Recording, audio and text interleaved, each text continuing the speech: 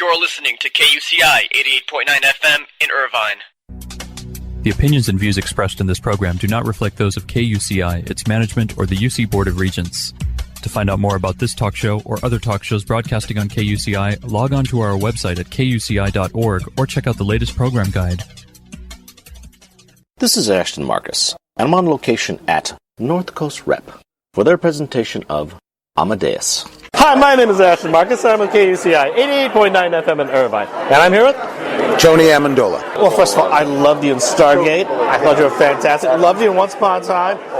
Loved you always at NTS because I'm always going there. So basically, question: with all the stuff you do, why do you want to do this piece? Well, I think it speaks to people because we all like to think of ourselves as being geniuses, but of course we're not. And only a small group of people can be touched by God or touched by genius. And most of the rest of us are spectators, regardless of how much we work. And so I sympathize very much with Salieri and with that dilemma. And also the injustice of how talent and genius is distributed. So it's a very human story, I think. So what's your take on your character? Human with all the foibles: jealousy, envy, need, love, loneliness, betrayal. So just humanity, I swear. Not making him into a villain or anything like that. I basically loved your performance. It was basically, the frame of this piece. It was about the greatest artists in the world, or one of the greatest musicians in the world, Mozart. A classical time, a time of elegance, a time of art, a time of enlightenment. Basically, I felt this piece was just inspired by God. I felt it was touched. I thought the muses were crying down because basically I just felt like I was taken to another time. Absolutely, you're absolutely right. I mean, he changed everything. Many people talk about him, although it's Baroque, they talk about it as being the first romantic. It's unique, and just to be in the play and hear his music every night, Yeah, but you're being really, really modest. This piece, again, it's like an opera. If you have a bad singer singing an opera, it's boring, it's dull. Everyone will tell you. This piece was like a classical opera, incredibly challenging. It is, yeah. You did a fantastic job. I've seen you before. I love your work, but this piece was just beyond me. It was breathtaking. I was just in awe. Thank you very much. I wish I could explain it. We're actors, we try to do our job. And sometimes you connect with material, and sometimes you're open to receive that material, and then that's what happens. People talk about art and stuff. I think art happens at a particular time when the audience receives what the people are giving. It doesn't happen all the time. That's what makes it so wonderful. And so I'm really happy that you enjoyed this. Okay. Well, I usually ask the actors, what should they expect to see? What they're going to see from this piece, you're going to be taken back in time. You're going to see a man, you know how art is basically about pain and passion? You're going to see a man in agony at the same time being driven insane by his passion. That's what we're going to see. I just love this piece. You're fantastic. And thank you very much for being on the show. All the best. Thank you. Come see us. Hi, my name is Ashton Marcus. I'm with KUCI 88.9 FM in Irvine. And I'm here with Richard Baird. I was the director. Amadeus. So, question. This piece blew me away. It was fantastic. I was like, basically, some people say, great artists are either born differently, or they're touched by God, or they suffer through the pain and the passion. I basically saw everything here about that. I saw a man driven by the pain, by the passion. I saw people touched by God too. You know how hard that is? Tell me, how did you do something like that? I'm certainly aided by the fact that this is a spectacular script that has certainly proved to work time and time again. But I think what was really an advantage for this production was that we were doing it in a small space. And there are so often that this play is done in rather large theaters with a lot of dancers and musicians. And as wonderful as all those things can be, they sometimes can detract from the story because you get focused on all the bells and whistles. And in our production, because we only have a cast of 10, it was imperative that the show not only really move forward, but that the story was crystal clear. And I think that, in a way, being in a smaller space allowed us to do that, and hopefully through that touch the audience. Also, if you're actually in an opera, there's a lot of great opera out there, and if you have just an average singer sing it, everyone's going to say this opera's boring. It's long, it's dull, even though this is fantastic. It's like the greatest opera that's ever been written. The same thing about this piece. This is so challenging for actors. If you had average actors on it, this would be boring. But this was outstanding. It was fantastic. So you guys had fantastic actors tonight. Absolutely, absolutely. I mean, I really lucked out that because I remember before auditions, I had no idea who was going to be playing Mozart, and I said, well, there's no way that tomorrow at the auditions that somebody's just going to fall into my lap, and almost as though God heard my plans and had a nice laugh, the very first person who walked into the audition was Raphael Goldstein, who plays our Mozart, and I knew right then and there that was our Mozart. And then also I'd seen for years, ever since I was a kid, I'd seen Tony Amendola in theater at the Old Globe Theater and some other theaters. And here was this Italian-American actor who I just thought was a superb classical actor. And I remember thinking when I saw him play Iachimo in Cymbeline that I had to work with this guy at some point in my life. And when this project came along, he just seemed to fit it so perfectly. And we lucked out that he was available and wanted to do it. The most difficult job of a director is casting, and we just talked about your casting. Well, what do you look for in your casting anyway? Well, I kind of believe in the Woody Allen phrase that 80% of good directing is good casting.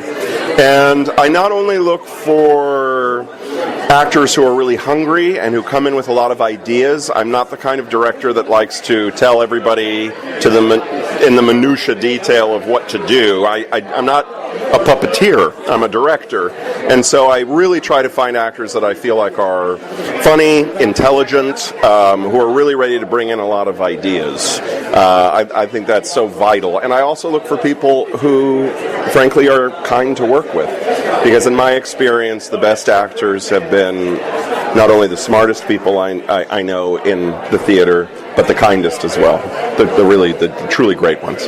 Yeah, well, you did an outstanding job tonight. This piece was basically, in my opinion, it was inspired by the muse, by God. It was touched by God. However you want to call this, I just felt inspired by this to go out, to listen to Mozart, to go out and just see more art. You just did a fantastic job. Oh, I really appreciate that. Thank you so much for being here tonight. All right, thank you once again for being on the show. Thank you. Hi, my name is Ashton Marcus. I'm with KUCI 88.9 FM in Irvine. And I'm here with Raphael Goldstein. I'm based in Los Angeles, and I'm down here playing Amadeus in Amadeus.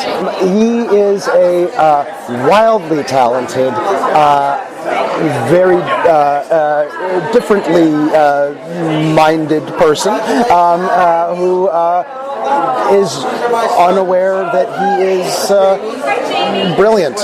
He just does what he does. He's a dog chasing cars, and he's often successful. I love the way you played him. He was a kid, basically. He was like this. He was like an adult trapped in a kid's mind. Yes. You know what I mean? Yes. Oh, yes. Most definitely. There's an innocence to his brilliance. It comes from a totally natural place, and I feel very lucky to be essaying the role. If my viewers decide to come by and see this piece, so what should they expect to see? They should expect to see a huge play in a small space, and to have the audience as close to the action as they are. I think, unlike other productions, they will be brought into the world in a way that I think other productions maybe don't have.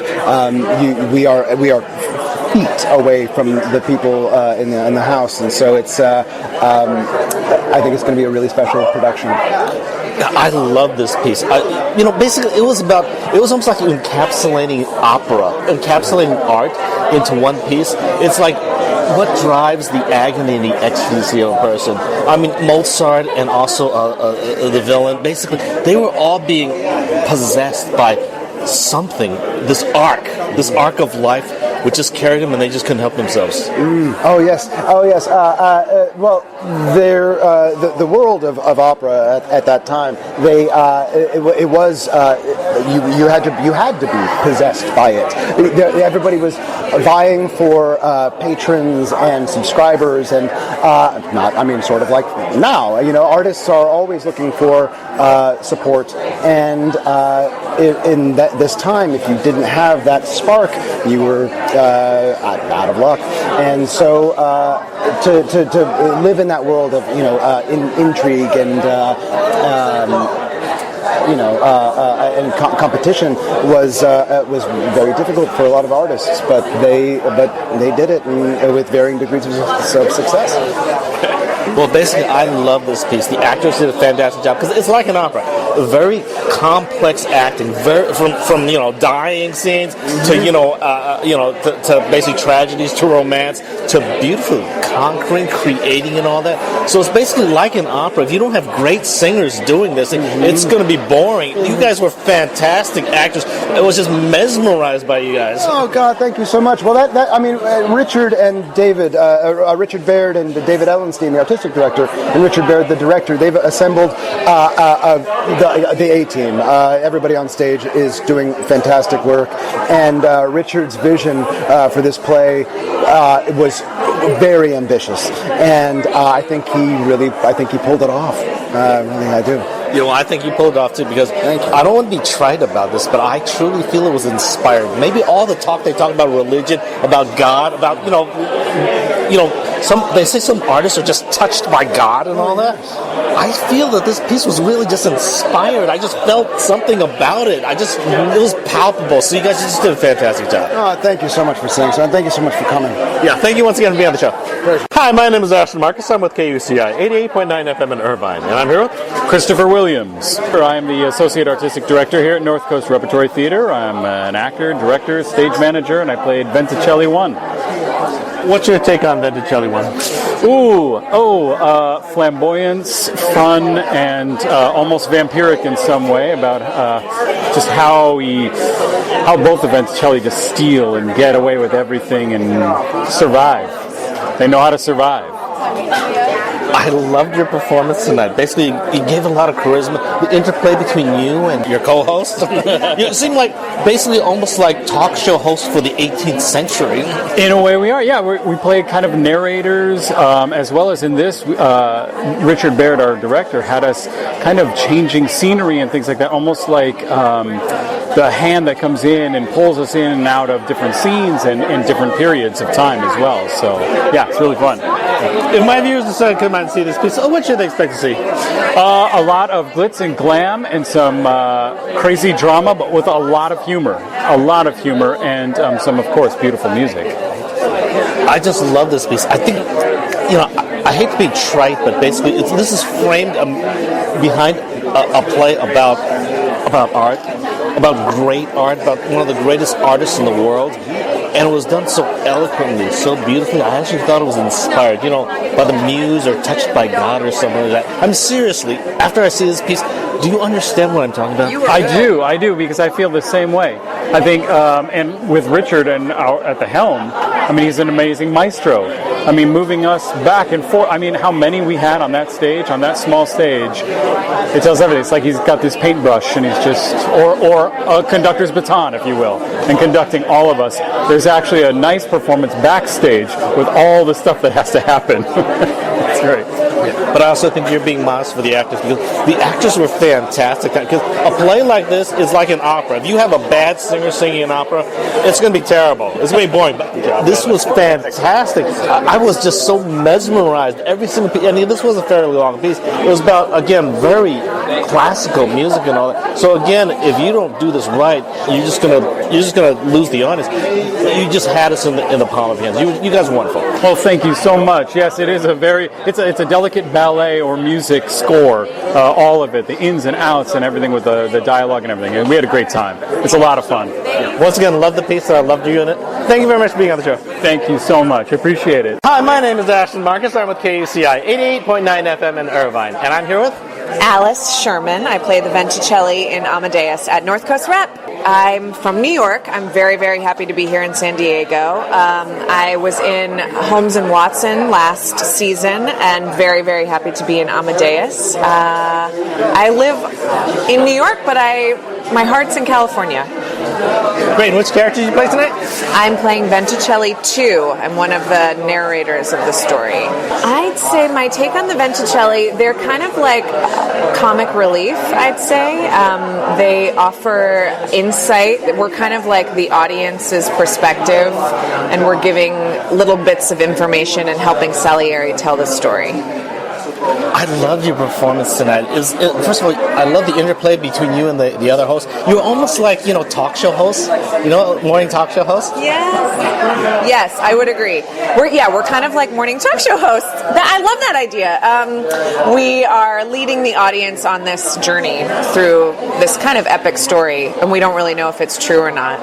So we're the ones that are kind of like, is it true? Is it not true? We don't know. I'm amazed at how well this was performed, because it's like opera. There could be a fantastically famous, wonderful opera piece. If you have an average singer singing, everyone's going to say this opera is boring. This piece was like it's very complicated, very sophisticated, very artistic. If you don't have great actors playing it, it's going to be boring. This was fantastic. It was wonderful. Not only the lead actors, I'm amazed at the ensemble actors. I'm amazed at how much interplay you had between, how much chemistry you guys had between yourselves. Yes, I would agree. We worked together as an ensemble. The story is all of us together. Like, it wouldn't exist without every single character. And I really think that we just kind of gel. Like, we work like a piece of music. Like, you need every single instrument to make a symphony. So we are each an instrument. Once again, I love the piece. I love the fugue. So you guys are just wonderful. I love the performance. I loved you in it also. Thank you very much for being on the show. Thank you so much. Thank you very much for coming. I hope more people will come and see us. Amadeus, North Coast Rep. Hi, my name is Ashton Marcus. I'm with KUCI, 88.9 FM in Irvine. And I'm here with Louis Latordo. I've been an actor, professional actor in the Actors Equity Union for a little over 30 years. I'm originally from Seattle. Spent my salad days in the Bay Area doing classical theater and being trained on Shakespeare. Worked at several Shakespeare festivals in the country, and I'm happy to be back at North Coast Rep for my 5th show at this lovely theater. Great. And which character did you play tonight? I played the Emperor Joseph II of Austria, who is the emperor of the court that Mozart comes to. The emperor is an interesting fellow. Historically, he was known as the enlightened despot. He was an autocrat. He ruled, was a monarch, but he also was for the people. He was very progressive, and he created a lot of reforms. So many so that he kind of was an upstart with the aristocracy of the time. They didn't like that because they wanted to keep the power in the hands of the few, and he was a little more egalitarian in his thinking. He read the books of Voltaire. He was a great philosopher, and a lot of the people, he was really a man of the people, and they loved him. And he got a lot of things enacted. For example, the death penalty was abolished. He was all for religious freedoms. So he was a very progressive kind of liberal guy, and he loved the arts. He was a great lover and adorer of music. But he's also, Schaffer writes him a little bit, maybe dim's not the right word exactly, but he's a little vapid. Like, he knows what he likes, but he doesn't have the greatest ear in the world, so there's a little bit of humor to be mined in the character that way. I get some of the better, laugh lines in the play. Schaffer was very generous that way with the Emperor, so I feel very lucky. If my viewers decide to come by and see this piece, what should they expect to see? Well, if they expect to see the movie Amadeus, it's quite different, and they'll be shocked at how different it is. I actually think it's a better play than the movie, although the movie stands alone as a great piece of film cinema and film history. But the play is rather darker and rather different, and it really explores a man's envy and the extremes that he will go to fulfill his vengeance on the god that he thought he had a bargain with. It's a little darker than the movie. But they can expect to see, in this production, because I've done 7 of them, this production, I can say without hesitation, is the strongest across the board in the acting, in the directing. The costumes are sumptuous. I mean, this 18th century period is beautiful, and the costumer, Elisa Benzoni, has done a marvelous job. Everyone looks like a confection or a painting. I mean, it just is beautiful to look at. The music, you can't go wrong. You've got the greatest, possibly the greatest composer, arguably, in the world. You got Wolfgang Amadeus Mozart. A lot of his music and a lot of his opera scenes are in the play. Salieri was actually a very good musician, although most people don't remember or have heard of him. His music, if you put side by side and do a listen, and if you mixed it up to some of the more unpopular tunes of Mozart, I bet you that most of your audience wouldn't be able to tell the difference. So Salieri was actually a very good composer of his day. But they'll get a chance to hear wonderful music, see great acting, and a really inspiring and tantalizingly wonderful story. I agree to all those things. So first of all, again, this is a lot like an opera. You know, if you have a classical piece like, like the Magic Flute or something like that, if you have bad, or you just have average singer singing, a lot of people are going to say it's boring. Right. Even though it's a fantastic opera piece. Right. This piece is just like it because it's so complex, it's so demanding, it's just wonderfully written that if you had average actors doing it, well, it's kind of long too. If you had average actors doing it, they would say this is boring. This was fantastic. I was just tantalized just because of the masterful acting in there. Well, it's true, and we are in the dressing room, some of us that aren't on stage a lot, and we can hear the audience come along for the ride. And it's, like you said, it's not short. It's 2 hours and 45 minutes with intermission, but it never feels long. It's captivating because the scenes move very fluidly, almost cinematically, from one to the next, kind of dovetailing into each other. And everyone's on their toes with their intentions and playing the stakes really high. And so the drama is very intense. And we can hear the audience, and they're responding all up to the end with gasps and in wonderment and in applause and laughter. So they're paying attention, and it's really great when the story is captured that well. Yeah, like you said, of all the Amadeus you did, this is the strongest one. This is one of the strongest pieces I've seen all year. You're in it. In San Diego or in this theater? In that I've reviewed. I reviewed I review like 1,000 actors. I do like at least 50 to 100 pieces. You've seen me before. Yeah. But basically, when I say that this is one of the strongest I've seen all year, I bet this is one of the strongest you've done all year. What are your thoughts on that? Absolutely. That's why I wanted to come down here. I had another offer to go somewhere else, but because of my love for this play, the Emperor gets choice scenes, but he's not driving the show. He's not in a lot. But I wanted to come back down here because I love the play so much. And when Richard Baird, who I've worked with before, not as a director, but when I found out he was directing this, and I found out who was in it, and I found out my friend Tony was going to play Salieri, I was on board immediately. And Richard has done an amazing job putting together a lot of very, very strong, some of the strongest regional theater actors I've had the opportunity to work with. Once again, love the piece, and I loved you in it. Thank you very much for being on the show. Thank you very much for interviewing me, and I'm glad you loved the show so much. I hope your viewers come watch. Hi, my name is Ashton Marcus. I'm with KUCI 88.9 FM in Irvine, and I'm here with Catherine Kell. Well, I'm playing Constanza in Amadeus, and it's a wonderful show with wonderful actors about art and genius, and you should come on down. I think Constanza is a real portrait of a person who really understands their partner and is quite a good match, despite what the rest of the world may say about her. I think that's really built throughout the show, and it's something I really enjoy playing. I noticed you put more of a common accent to it, not English or Italian or something, or basically the way the rest of the actors were playing. I assume they did that to make her more down to earth, make her more real, because they didn't want Mozart to be something beyond God or something like that. So you gave it a lot of earthiness to it. Oh, thank you. Richard Baird, the director, and I had a lot of discussion about how Constanza is an outsider to the world. She is allowed entryway because of who her partner is, Mozart, but she's not of the world. And one way that you really show that is through how somebody sounds and through how they move. And so we really did want to highlight how though she is present in this world now, she really is a fish out of water. She tries to understand a little bit more than Mozart does, but she certainly doesn't have his past that he gets with his genius card, you know. But I do think that's reflected in the way that she sounds. So though we did do a lot of research on how people move in the court and how they behave at this time, it was really a conscious choice not to have that apply to Constanza, because we wanted to make sure that it was clear that she was not the same as everybody else in the court, and that she knew that, and they knew that, and they sometimes judged her for it. If my viewers decide to come by and see this piece, what should they expect to see? I think that you should expect to see a largely theatrical production in an intimate space, which is just a wonderful way to access the story. This show is typically done in big, massive houses, maybe lots of orchestras, and the story can sometimes get lost. So this is a real opportunity.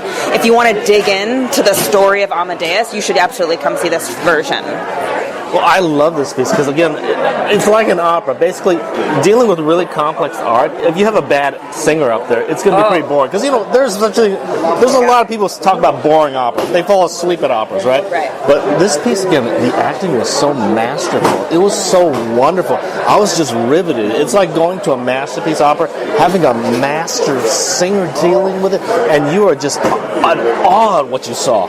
Oh, my goodness. Thank you so much. I mean, I think that's the real texture that's been added by especially some of the people in the ensemble that have wonderful operatic singing voices is just even more reason to come on down to the theaters.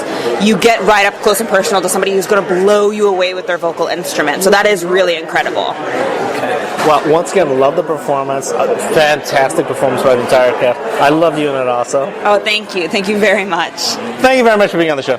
Great. You have a good one. Thank you. Hi, my name is Ashton Marcus. I'm with KUCI 88.9 FM in Irvine. And I'm here with Andy Barnacle. I'm playing Van Sweeten in the play tonight. I've directed many plays here. I've talked to you before, and I've acted in plays here. General Sickles in Faded Glory, and the villain in Sherlock Holmes and the Great Gnome Adventure. So yeah, I'm here all the time as an actor and a director. Great. And which character did you play again tonight? Baron Van Sweeten tonight. The one who never finds anything to be funny. He's a historical character. He really existed. He was the Emperor's commissioner of censorship. He was the Emperor's archivist. He ran the library, the prefect of the library, and the music library, and he was a big music aficionado. And after Mozart died, he also sponsored Beethoven and then Haydn. So he loved music desperately. So if my viewers decide to come by and see this piece, what should they expect to see? They should expect to see a thriller. It's a thriller that has to do with man against God and man against man and man against genius. I agree. You know, I don't think I've ever said this about a piece before, but I was actually inspired by this piece. You know how they say great actors, they're either born differently or they're suffering between pain and passion, and that's how they come where they are, or they're touched by God. I just felt the muse. I don't know, maybe all the talk about religion, all the talk about, you know, God, why are you doing this to me? I just was inspired by this piece. What are your thoughts on that? Well, my impression of it would be this is what happens when you have a literal belief in your God and he doesn't do what it is you expect him to do because of what you literally believe. Okay, fair enough. But also, I have to say congratulations to you. Fantastic job, because basically, not just the leading actors were fantastic. The entire ensemble is fantastic. Because, you know, this is like an opera. If an opera isn't done right, it's boring, right? This is a very complicated piece. It's long. If this wasn't acted correctly, it would be boring. This was fantastic. I just loved it. It doesn't feel long when we're doing it, and I don't sense that the audiences feel it's long. I don't feel people moving around in their seats toward the end or coughing or doing all that sort of stuff. I think theater time and real time are two different things. You can have a 10-page play that seems like it goes on for 4 hours, or you can have a 150-page play that goes by in a flash if it's done well. They're two different things. Well, once again, I love the performance. I loved you in the performance also. Thank you very much for being on the show. Amadeus will be playing at North Coast Rep from September 7th to October 6th.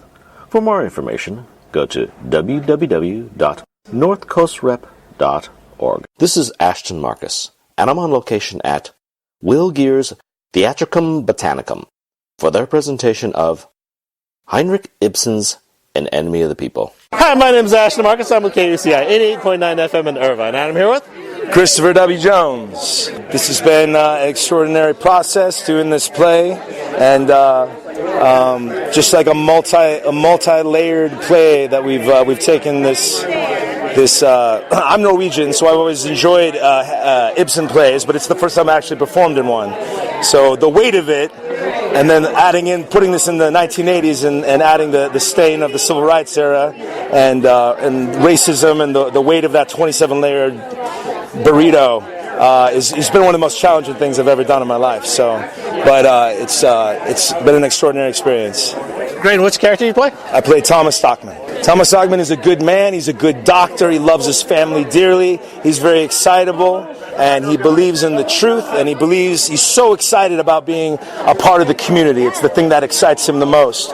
But he gets a little ahead of himself. He talks before he thinks, and in this play he takes things a little bit too far and stirs up some violence that almost gets them in trouble. But he's a dreamer, and he's a father, and he's a believer. I love this take on Ibsen because on the enemy of the people. Because basically, it's like your character is he's a bit too good. You know what I mean? Mm-hmm. But if you put him in the right situation, you put him in the South, you have him face racism. Suddenly, it just wakens it. It just makes it so relevant. You know what I mean? Of course. The hard thing, we work so fast here, and sometimes we don't get to have as many conversations as we need to have about racism and the layers of how that affects every single character in this play. And especially in 1980, to have a mixed race family at this place in rural South Carolina, and what that would do. Now we're used to that. This family is very normal now. We see commercials now at the breakfast table with a mixed race family. So to put it at that time and to feel what that would have been like, I think is extraordinary. But it requires a lot of conversation. So we have to do extra work backstage when we're not in rehearsal to have these conversations because of the spirit of this place and how quickly we move. So that has been a challenge too, is really connecting with each person to make sure we're understood and all those gaps are filled, all that connective tissue comes together, because it's so weighty. It's already weighty. Ibsen repeats himself 8 million times in every play, and then we put this on top of it, and there's a huge weight on it. There's a huge weight on us. Yeah, well, there's still a lot of racism out there. You know, I mean, there's people. There's still a lot of racism out there. But basically, if my viewers decide to come out and see this piece, what should they expect to see? They should expect to see a very dynamic cast. They should expect to see a very uplifting experience. They should feel uncomfortable looking at some of this racism and how it's reflecting what we're looking at right now, with whether it be the Ku Klux Klan or our president or neo-Nazis or everything in between. People posing that and throwing dog whistles left and right. So you're going to feel a little uncomfortable at times, but you're also going to be lifted up at the spirit of this family and how they come together at the end. Yeah. They'll also see basically dynamic, almost preaching, but preaching of, I wouldn't say about God, preaching about common sense, about fairness, about what happens when a family is threatened, about what happens when they're just about doing the right thing, and they'll be actually uplifted, they'll be encouraged, they'll be actually motivated to go out there and do the right thing. You know what I mean? I love that. I think that's great. Stockman likes to talk about the categories that we put ourselves in as human beings, poor and rich, or black and white, and he really breaks it down as the most important thing is the educated and uneducated, and it's not a bad word at all. And the lowest, the commoners in society do not. The common people are really the uneducated people. So that's the argument, and he gets into some hot water over it. But I love that. I love your take on it. I love what you said. Well, I loved your performance because first I loved your words. Almost like you were doing a rap, almost like you were singing a song, like a black musical or something like that. You were imitating like a black preacher or even the presidential candidate. So I just loved your performance tonight. I love the performance as a whole tonight. Thank you very much for being on the show. Thank you so much for having me. See you soon. Hi, my name is Ashton Marcus. I'm with KUCI 88.9 FM in Irvine, and I'm here with Catherine Griffith. I'm playing Mildred Stockman, the mayor and older sister to the enemy of the people, and I think this play by Ibsen, as adapted by Ellen Geer, is very relevant for our times. You have the overly practical and the overly idealistic, and the divided city, the divided town, and even moderation is made fun of, and it brings up such important issues. And I play a little bit of the villain in it, but it's very exciting to do. So what's your take on Mildred? Mildred, I think she really loves the town. And, you know, she says ideas a dime a dozen. You got to make them reality. You know, you've got to, how can you make it practical? She's probably got some racism she doesn't know she has, but she does want to work with the people. And if you take away the people's income, she's concerned that, you know, people are going to starve. But is she going to cut corners and shovel things under the rug that shouldn't be? So her position isn't totally right, but I think she genuinely loves her brother, genuinely loves her town, and wants the best, and is thinking of the practical part of things. She's a politician. I agree. I love the way you played your character, because she was, again, when you become a politician, something happens to you. You might start off as a nice person, but people change. I don't know if it's the power that changes them. I don't know if it's the people, the influence, the you know, the money that comes in. But whatever it is, the person just isn't the same again. Do you know what it is? It's also you're used to working the practicality. You can say do this with people, but I know what they want. A politician like, let's say Nancy Pelosi, knows what you can say all you want with idealistic stuff, but what's really going to make it happen? You've got to acknowledge, you can't insult people. You know, I mean, I think she's not the worst politician. I think she's probably got some money in the game, but I don't think greed is her major thing. I think the thriving of her town is. And you don't insult these people. You got to work with everyone, and you got to work with who people are. Ibsen also says about this play, he wants to bring up questions, not answers. So I think what's so wonderful, I hope everyone goes out thinking questions. Wow, which side? What do I think? How do I work with my people? Am I too idealistic? Am I too practical? How do you really listen to people? What needs to be done? What do you do when there's contamination in water or climate change or wars? But how do you deal with the practical element? Because if you don't get to that, you can't really always make the change. I'm amazed at how relevant it is to modern day times. Isn't it? It was written in like 1882 or something like that. And you think, boy, the human race, we don't change, do we? Oh my gosh, it is amazing. And Ibsen's like the father of modern drama. And I think Ellen picked the perfect era to put it in, you know, and I said, why'd you pick South Carolina? And she says, because they were the state that still didn't allow interracial marriage, you know, for the longest. And so that gives another whole element to it, you know. I love the performance. I loved your performance in particular, too, because you were the perfect foil. Kind of, you know, a play isn't just about the hero. It's also about the antagonist. Yes. And you were the perfect antagonist for this. Thank you. I loved it. You know, it's almost like I'm more an idealist, frankly, but maybe my family has been a Mildred to me, and it's funny to play your shadow side or your demon side, and actually how easy it is that you've got this person in you, you know. So, once again, loved your performance. You're fantastic. Love the performance as a whole. Thank you very much for being on the show. Thank you for talking to me, and tell everyone to come. Hi, my name is Ashton Marcus. I'm with KUCI 88.9 FM in Irvine, and I'm here with Ernestine Phillips. Yeah. I've been with the theater company for going on like 2 decades or something like that, and worked with Ellen many times, and she's one of those directors who find projects that not only entertain you, but they educate you. So you leave the theater knowing more than when you came. And it's absolutely wonderful because she believes in, you know, diversity 100%. So to set this particular play, Enemy of the People, which is a European piece, into 1980s South Carolina, and then talk about the race issue is really new and innovative.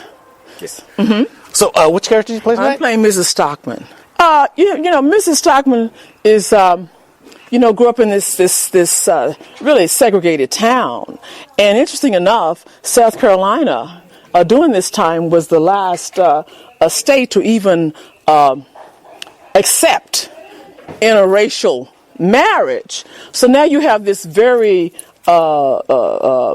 doctor, Dr. Stockman, who sees a black woman and has, and marries her, and we put up with all kinds of things before we're finally driven out of this town, and we come back like 8, years later.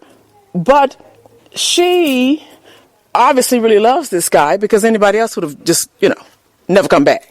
She would have taken her children with her and never come back. But she appreciates and is aware of his optimism and his wanting to, look through those rose-colored glasses and hope that he can make those kind of changes. And he really, really does, by bringing the spa into being to help finance the town. I love this take on Ibsen. It's like, because it highlights the racism about it. Because again, that wasn't something you could really, it being in Europe, obviously. I mean, they could talk about racism in Europe. And it's like, oh yeah, right, the Irish don't like the Polish. Oh yeah, right. You know what I mean? But this one here, then it suddenly really matters. And it was just so beautifully done and so realistic. You talk about the other side. We have the, Central Street. And on the other side of Central Street is where the black population is. And you see, it's no different. White supremacy, white nationalism, current administration, where white power. And even though this spa is really to help the entire town, the only jobs that the people of color can get, the black population, is janitorial and cleaning up after white people. So as I say, it's very current for today. It's absolutely no different than what's being tried today of keeping their white nationalists keeping their foot on the necks of people of color. Yeah. Well, again, I loved your performance. I thought, first of all, you're very realistic, very natural. Again, it looked like the two of you were married, and actually, I believe that your character influenced their husband a lot, because he sounded almost like a black preacher. And again, he was there's no doubt about it. There is no doubt about it. She influenced him. I mean, you couldn't help it. If you're married to someone of a different ethnicity, then of course they will influence each other, but you have these two people who are pretty much soulmates. They're just in different packages, you know what I'm saying? And but what they have to put up with here in this town, just to live, and to really say, I'm staying. I'm going to stay, and we're not changing, you are. If my viewers decide to come by and see this piece, what should they expect to see? Well, I think you pretty much see current events. Not a whole lot has changed. We thought it had changed, but this particular production, and we see the administrative makeup of this town, of where once again white supremacy. The Klan is still active. Things are being run by white administrators, and the blacks in the town are getting the leftovers. That's what's happening. Mm-hmm. Again, love the play, and basically, I've seen black theater before, and again, black theater is a little different. It actually has a tone to it, almost like a meter to it, and I heard the meter here, but this wasn't really a black play. It was a white man playing a black play, a white town playing a black play, a white theme, so it didn't. It had the power. Well, tell you the truth, it's not a black play.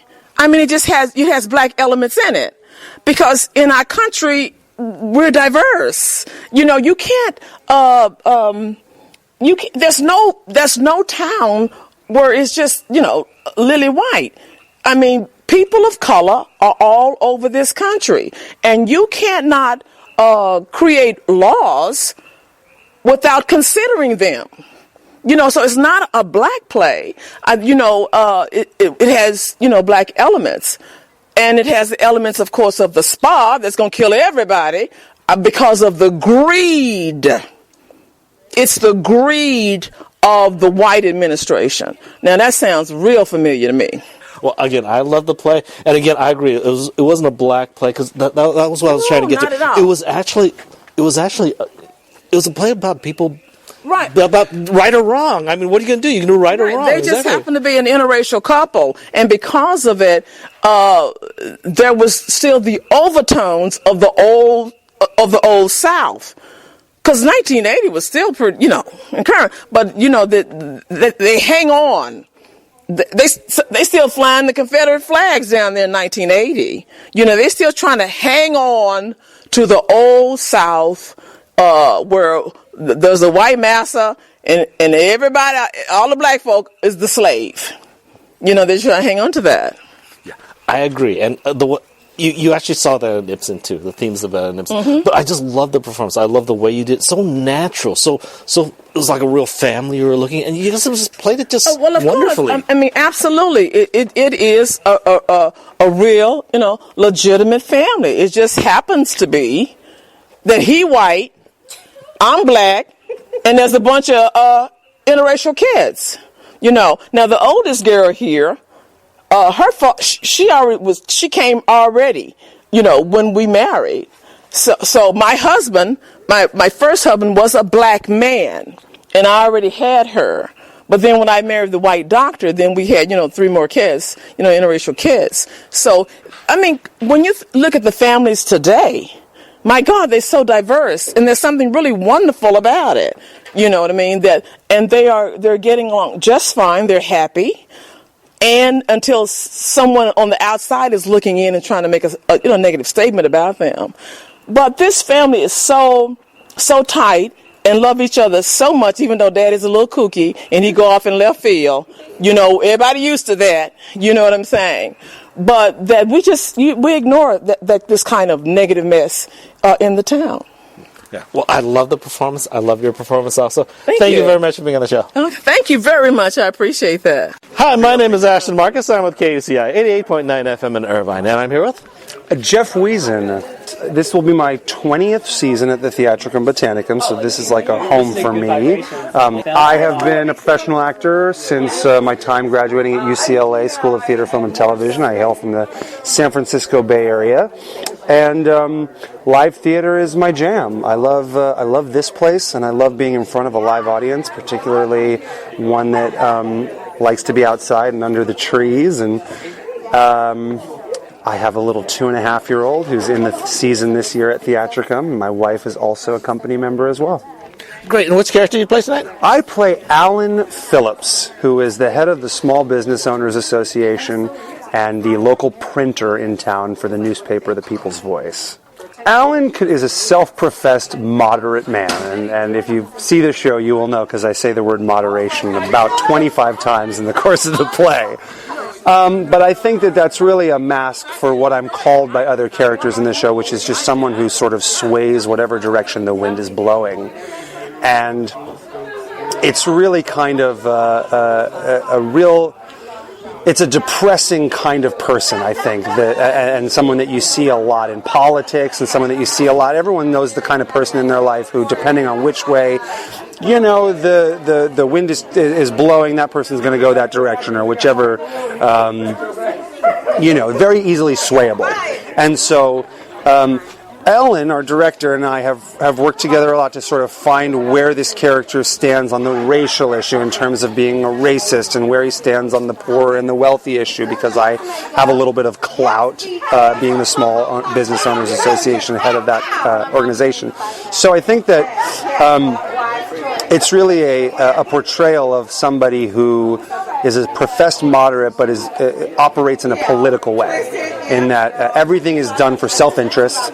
Every action I take in the course of the play, from the very beginning when I stand out to support Dr. Thomas Stockman, to the very end where I condemn him as an enemy of the people, everything is done in self-interest and in the interest of what's best for me and what's best for my kind, my people that I represent, which are the homeowners and the taxpayers. From my perspective, you see that every day in politics. You see the people that are representing their constituency, and I'm using air bunnies right now because that's the code word said by politicians when they want to do something that might not be popular with the population at large, or that might not be right, but is going to get them elected. So I see it as a representation of that kind of person and that population. I basically love anti-heroes and villains, basically because of several reasons. One, I think they have more meat. They can actually acting. They have more acting lines, more emotions they can play off of. But another reason behind it is because the hero in this play was actually very heroic. He didn't have a whole lot of flaws, right? Mm-hmm. Which, in my opinion, makes it a little boring, even though I loved his performance. Mm-hmm. But basically, a true person, some people say that what makes a person is basically his heroes or his mentors. That's not really true. What really makes a person are his enemies. That really tests your mettle, tries you, whether you can conquer them or not. So your character really actually influenced the play, in my opinion, tremendously. Well, I absolutely agree with that. I think there's a moment in the scene in the printing room where he's saying, here's what I'm going to do. I can't get the town hall and I can't get my article printed, so I'm going to take to the streets. And I say to him, you won't find a single person in town to go with you. And I think that's the first challenge where, a lot of people might say, well, if that's the case, what am I doing? Just throw in the towel. But I go from there to the meeting that he's able to get together, and I use that platform and I use the microphone to sway every person in town against him other than his family. And I think it's, it's like you said, it's a guy who doesn't really have any flaws, Dr. Stockman, and even with the entire town against him, he still sticks to what's right and he does the right thing, which I think is an amazing message to tell in today's climate where, standing up for what is right and doing the right thing, even if it's unpopular, it might get you kicked out of town or not reelected or whatever it might be. I wish some of our state senators would do things like that when it comes to Supreme Court nominations and really stand up for what's right. You have so many people right now in our country who can see what's going on and it is baffling the actions taken by people in power who are elected representatives who are supposed to represent the wishes of the people. So I'm straying from your question, but I think that you're right. It is villains that really illuminate heroes, and I think that the fact that Dr. Stockman is able to stick to his principles despite the entire town being rallied against him is what makes him the hero, the tragic hero of this play. If my viewers decide to come by and see this piece, what should they expect to see? I had some people come today to the show, and I didn't tell them anything because I think this piece is best viewed sort of as a blank slate. I do. I think if you have knowledge of Enemy of the People already, great, you have an idea of what the play's about, but this is a new piece. It's and it starts off in a very shocking and surprising way, and I think you should come to expect to be challenged. And I would come with your ears open, ready to listen to some pretty incredible language. Basically, if you come here expecting to see a classical piece, you're not going to see it. This is actually a really fresh take. It was almost like you were seeing a piece that was filmed today. Well, actually, maybe in the 80s. Yeah. But it was really well done. I mean, it was like watching basically a piece about racism, which, again, there's still racism in it. And it was so refreshing. It was so uplifting. But it was also so realistic, and sometimes, I guess, if you looked at it a different way, it would be depressing. You know what I mean? So you just brought up a lot of things, and I'll speak to a few of them. I think that the first thing is that it is truly a very impressive adaptation by Ellen Geer, and I thought that the moment I read it. In fact, I was not familiar with Enemy of the People. When I read the Ibsen play, I thought, this is the show I want to be a part of. I've been here for a long time, and I look at the season, and I decide which plays I'm interested in. This was number one on my list because of the play itself and how incredible it is. It's an incredible play to read. I highly recommend reading the Ibsen version. Then, when I was cast, I read Ellen's adaptation, and you're right, it is a different piece of theater, but she has done this incredible job of maintaining the story, maintaining the plot of this piece, and adding in this level of segregation and racism in the 80s and what we still, experience to this day. And I think that's why it's powerful, that's why it's important, and it's a credit to the cast that it comes off as naturalistic. So that's a huge compliment. Thank you. Yeah, I love the piece. I loved your performance. Thank you very much for being on the show. Thank you so much. Hi, my name is Ashton Marcus. I'm with KUCI 88.9 FM in Irvine, and I'm here with Max Lawrence. Well, it's great having so many folks out here for the opening of Enemy of the People. I play the role of Horatio, a media man himself, we took a really bold adaptation of Heinrich Ibsen's play, 1980 in South Carolina, and it was great to have a lot of support from the community, from our theater family on day one.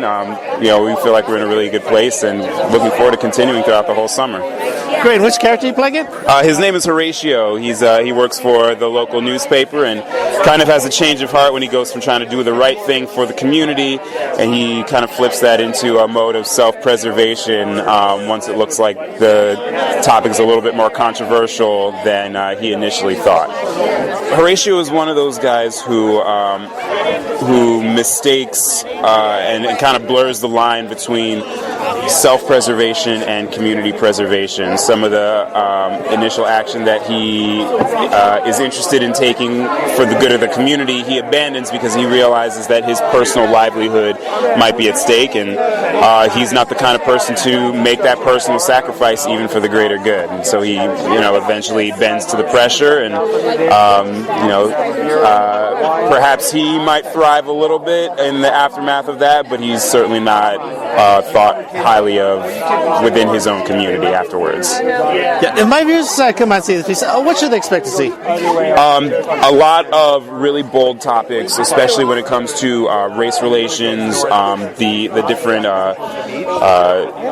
levels of social life that people have to live in, the conditions that people have to live in, and how different people view one particular topic or one particular controversy, where the sides are taken, and where people have to realize that they're making personal sacrifices in order for a greater cause or a greater good, and how far some people are willing to go in order to make those greater goods take place, and which ones end up caving because of public scrutiny or fear for their families or fear for their livelihoods. Hopefully it will cause the audience to think a lot about some of the social and political situations that we view on the news, see and encounter every day, and see which ideals they're willing to sacrifice some personal comfort for. Your character reminds me a lot of me. Hopefully not too much. Well, not too much, but there's some things some things dark have happened in my life. I've been blacklisted at several theaters before. Oh, okay. Well, you're more than welcome here, and as far as that sacrifice goes, Horatio hasn't found, as a character, he hasn't found that thing that he's really willing to sacrifice for yet. We would have to see how the events of Little South Fork, South Carolina unfolds to see just what the straw is that will break the camel's back, where he is forced to take a stand that's outside of his comfort zone. It's something not just for a media man who is who has kind of the pulse on politics, social issues, who talks to various people, really is on the ground floor as far as people's opinions and ideals go, but just as a citizen himself. Well, I love the performance. I love your performance also. Thank you very much for being on the show. Of course. Thank you for the time.